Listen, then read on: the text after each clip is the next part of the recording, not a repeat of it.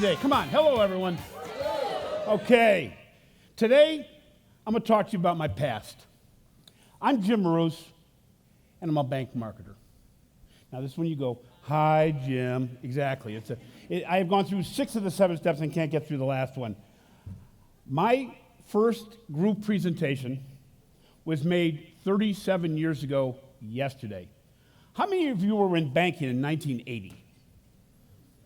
Oh, God. Okay. Well, then I'm going to be teaching you a lot about what happened. What's interesting is, the whole concept is, it hasn't changed all that much. Everything's changed around us, however. Back to the Future. How many have seen Back to the Future? 1, 2, or 3. Okay, there we go. Got to stay away from the 80s question. Back to the Future 1 was all about going to the past. Back to the Future 2 was going to the future. That's what we're going to do today. 1980 was a time of great anxiety and change. 1980 was a time when the economy was in a tailspin. Interest rates were over 13%. Over 13%. Mortgages were at 15%. Buying a car, average price of a car was $7,000. I bought my first car in 1980, a really strange Camaro, stripped down, CB radio for $3,600. Average income was under $20,000. I was well under that in 1980.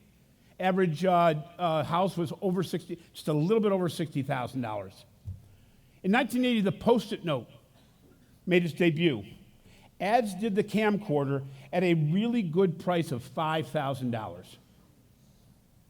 The movie of the year, and held the title for quite some time, was The Empire Strikes Back. That was the 5th part of the Star Wars series.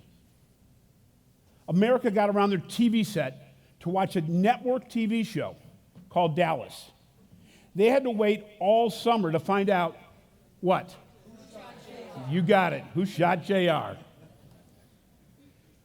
John Lennon was assassinated in New York. However, the song you heard was number 1 by Blondie, Call Me. I bet you that title will never make it to another song because nobody makes phone calls anymore. We had this fashion. The fashion of the 80s was extreme. It was over the top. It was a blend between Miami Vice and Michael Jackson, a little bit of Madonna. The major brands were Gap, Guess, Polo. Men were wearing shoulder pads in their suits and double-breasted, any color they wanted to. Men stopped wearing ties. Okay? We also had Ronald Reagan was elected president.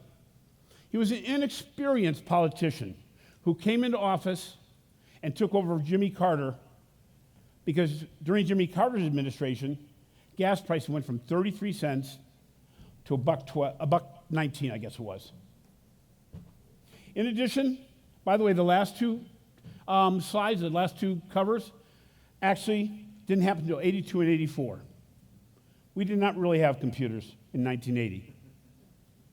My first presentation was at National City Bank in front of a group of marketers and bank officers from throughout the company. It was my very first presentation.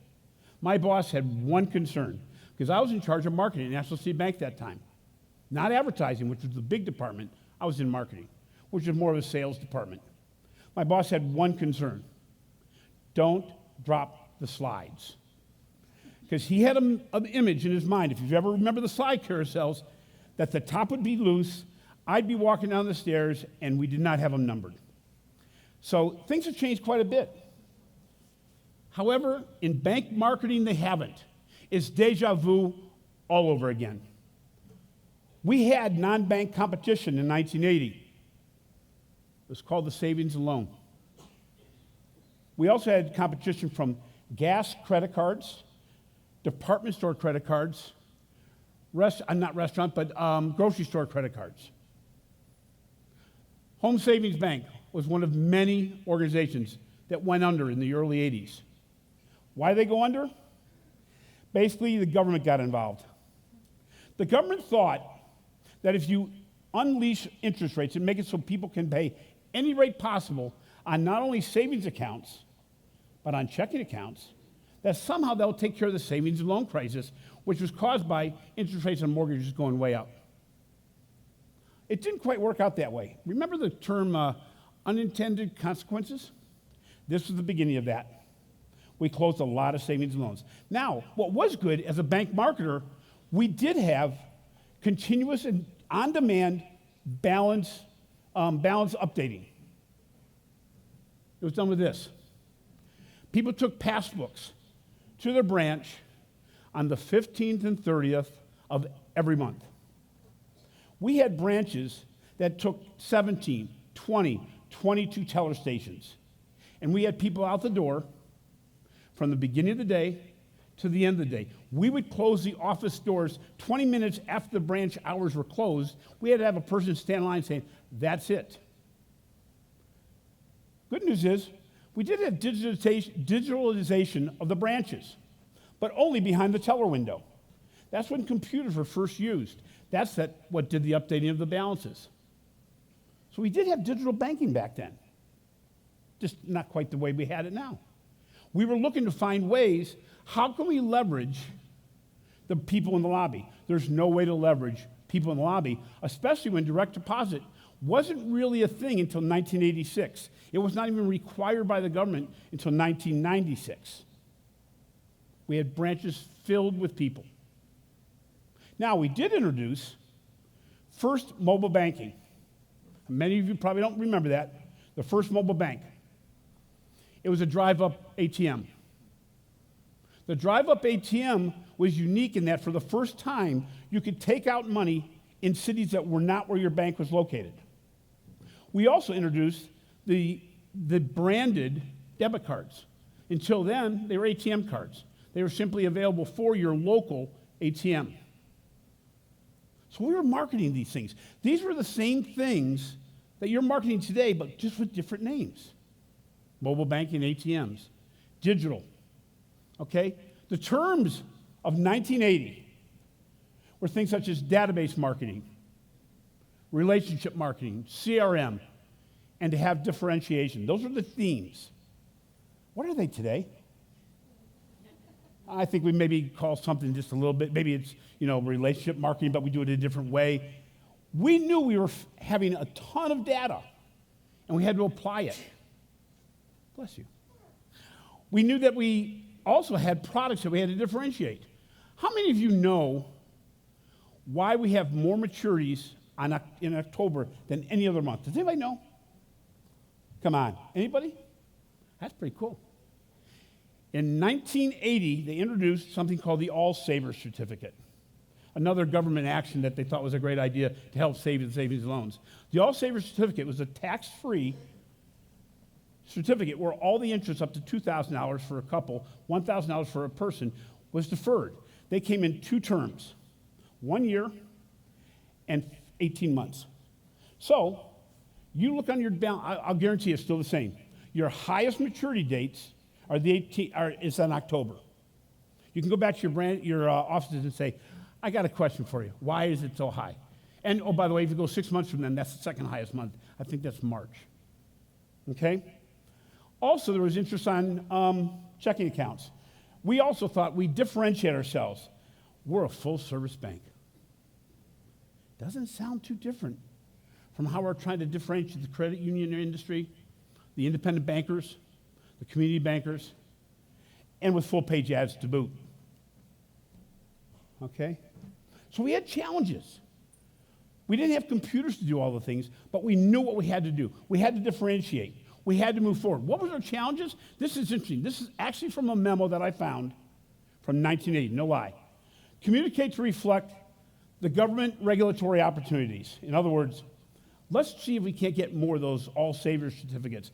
Let's see if we can't get more of those deposits. Let's see if we can't get more Now accounts. Now accounts is a checking account with interest, by the way. Let's integrate marketing and strategic planning across our internal product silos. Geez, if I didn't put that date up there, you'd probably say these are strategies for today. Third, leverage data to improve targeting of database marketing. We love the database marketing thing.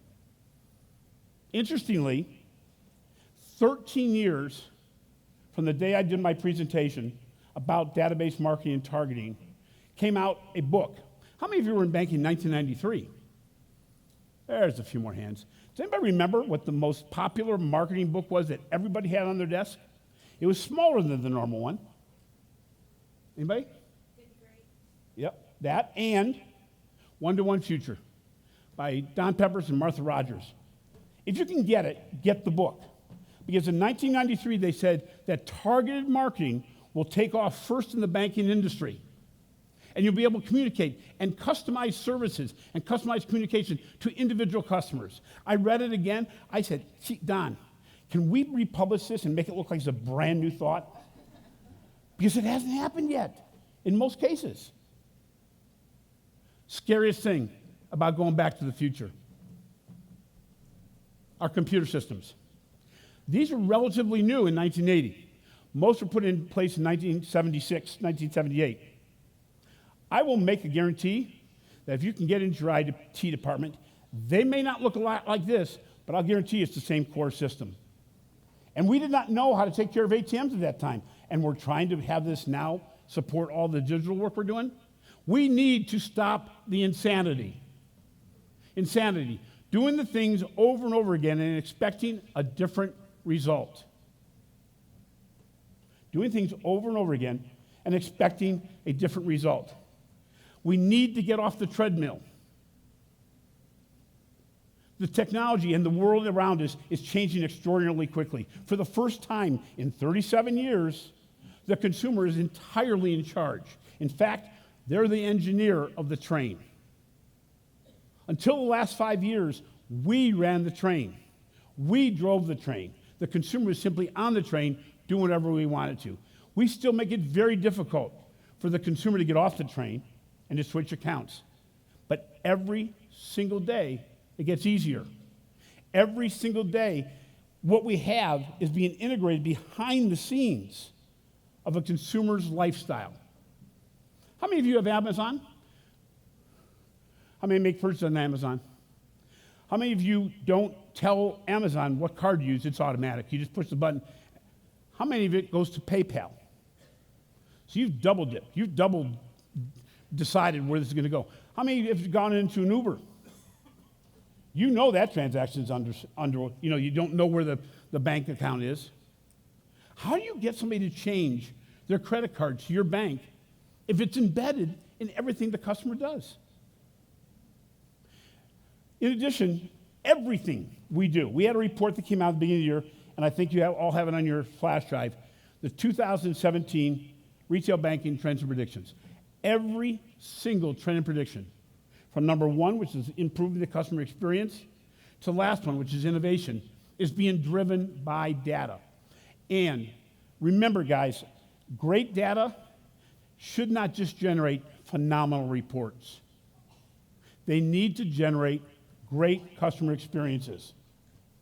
We need to impact the digital banking customer that touches all of us. How many of you have gone on to Facebook, Twitter, or LinkedIn in the last 24 hours?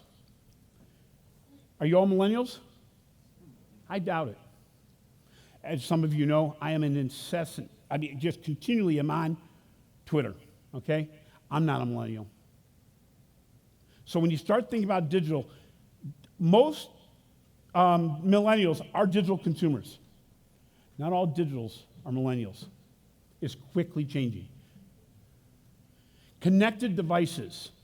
As we look at Back to the Future 2, we're now talking about connected devices. Connected devices like these. Who has an Amazon Dot somewhere in their room or their house? Who's used one? Okay, so it started with the fact that you'd push it whenever you need it. You'd automatically order it, and if you're on Amazon Prime, you'd have it at your house the next day. You don't need those anymore. What these were for was simply to capture data. Now Amazon will order it for you based on the sequence you've had in the past. These are thinking devices. They're connected devices. Oh, that, by the way, the payment for what you're buying is already integrated within that. Previous speaker today talked about the integrated refrigerator. the family hub. This is a refrigerator that right now you can simply order what you need on it, but it's something that can quickly convert into something that orders itself. The milk is expired, the refrigerator knows it. You're running low on water, the refrigerator knows it. You have some vegetables you need to replace, the refrigerator will know it. And it'll ask you, it won't tell you, you won't have to tell it what to do. It will ask you, do you want us to reorder some vegetables? Oh, by the way, this will also connect to your pantry. How many of you in the past, sometime, maybe this week, have taken something off that nice little tray on your counter and realized you just bought it? That will be your pantry in the future. It'll all be connected to make your life easier. Analysts predict So how that easy? by 2020, 50 billion things will be connected to the internet, the equivalent of 6 devices for every person on the planet. That's the power to transform your home into a connected family hub. And now, Samsung is partnered with MasterCard to develop a new commerce application and a smarter way of shopping for groceries right from your refrigerator. Introducing Groceries by MasterCard. Experience seamless ordering for multiple merchants, where you can add everyday items to your intelligent cart and pay with a single secure checkout.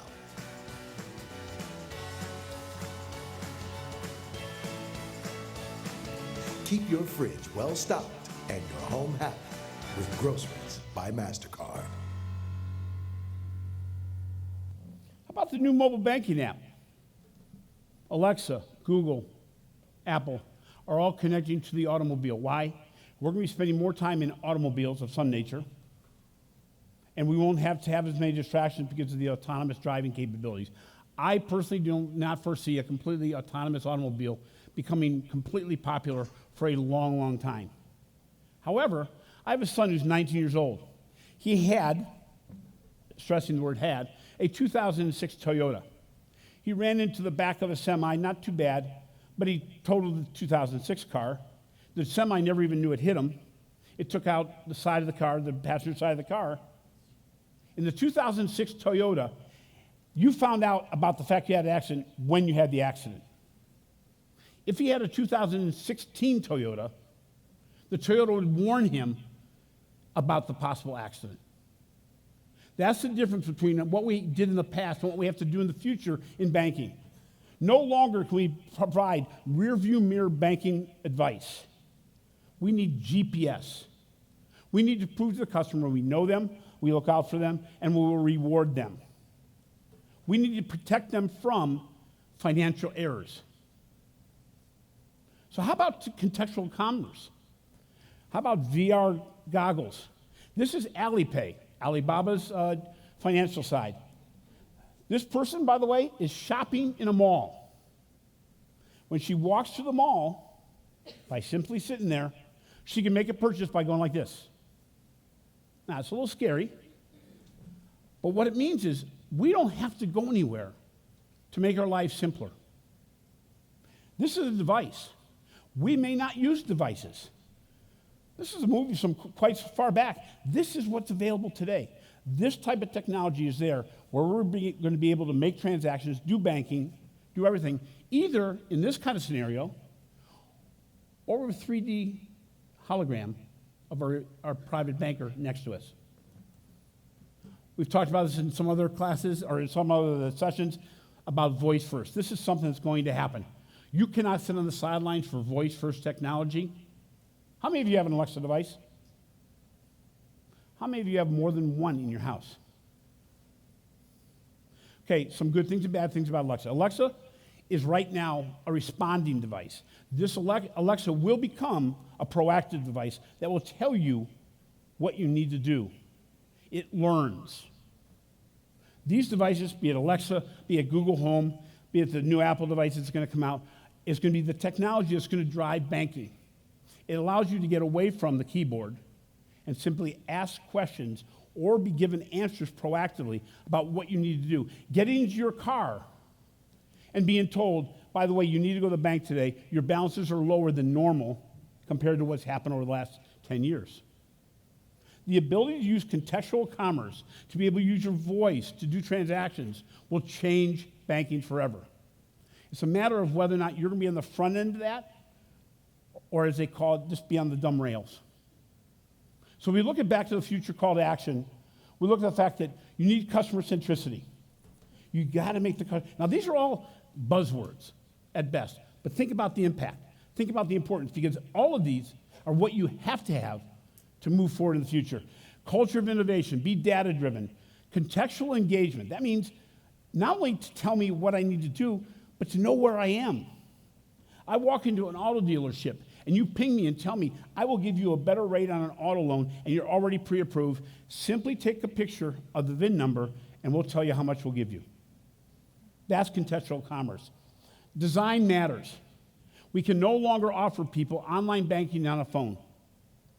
We want to partner with leaders. We cannot do it ourselves. None of us. Even the biggest organizations are partnering with leaders that are ahead of the game. You can't be best in everything. And finally, rethink distribution. And that doesn't mean just the banking side, the branch side, but overall distribution. So I'm going to leave you with a short video. It's about the future. It's a little uneasy, it's a little strange, but it's all capable and possible today. In fact, everything that I've discussed today is possible today. We need to get into the real future. We cannot hang on to the past. Our senior managers are as old as I am. We got into banking because it was the most easygoing, the selling point was great prestige, great value, not much change. You move up the ladder basically by just being there. Guys, this is not who we'd hire today, who would lead our organizations. So I leave you with this. 朝ですよ。起きてください。ねえ、起きてってば。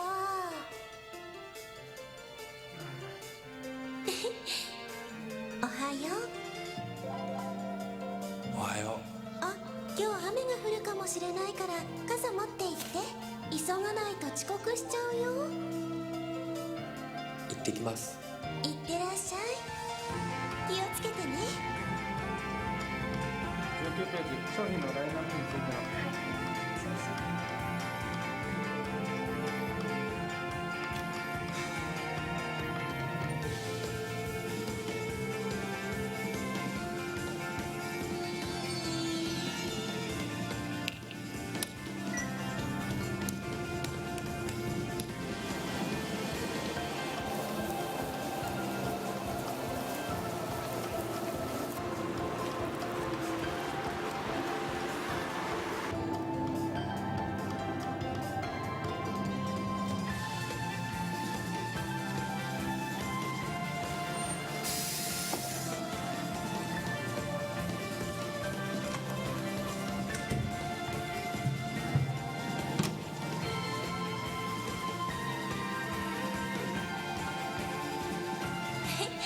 おかえりなさい。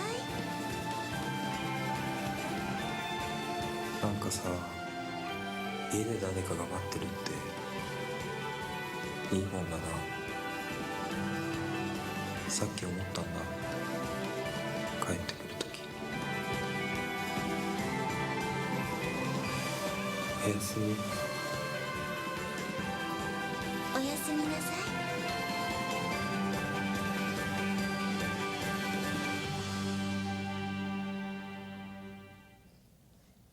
I don't know if you're scared of the future or just feel like you've got to go up to the room and take a shower. But when I first showed this, I showed it in the middle of a presentation, and there's just this buzz that goes on. I go, oh my God, I've completely lost the crowd. Are you going to be the bank to the future? Are you going to be able to embrace change and actually make an impact that will not be banking of the 80s? As I said, it's kind of like Groundhog Day for me. I keep on seeing the same things over and over again, which gives me an opportunity to talk about it because I've been doing the same thing for 40 years. I appreciate your attendance today.